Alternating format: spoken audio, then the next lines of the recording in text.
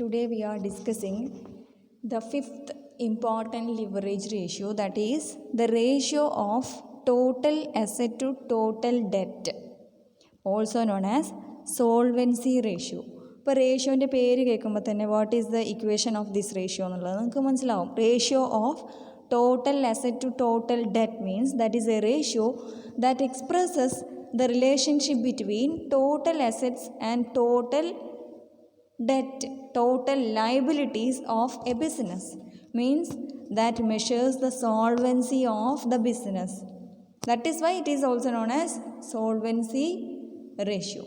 The two components of solvency ratio are, one is total assets, another one is total debt. Total assets means total fixed assets and total current assets. Fixed assets plus current assets. Total debt means total long-term debt plus total short-term debt. Total long-term debt and total current liabilities. So the two components are total assets and total debt. Total assets means fixed assets plus current assets. Total debt means long-term debt plus current liabilities. So what is the importance of this ratio, or how can you interpret this ratio? This ratio is also expressed in proportion. For example, if you got 2, we will express it like 2:1.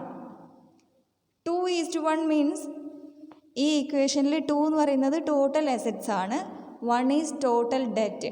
2:1 means total asset is to total debt ആണല്ലോ equation. അപ്പോൾ total asset is 2, total debt is 1.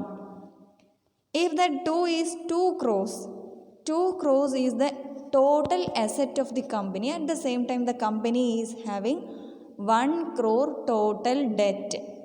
So we can say that the company is solvent because the assets are sufficiently more than the liabilities. The assets are 2 crores, which is sufficiently more than the total debt of the company, which is 1 crore rupees. So that is about ratio of total asset to total debt. You don't be confused with all these ratios.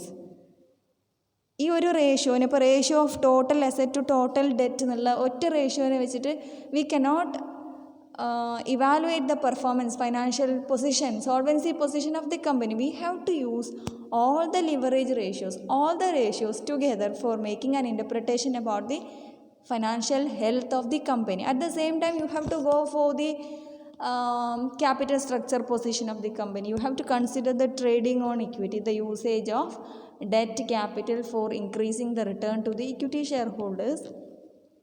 For that, you have to go for the capital structure position theories.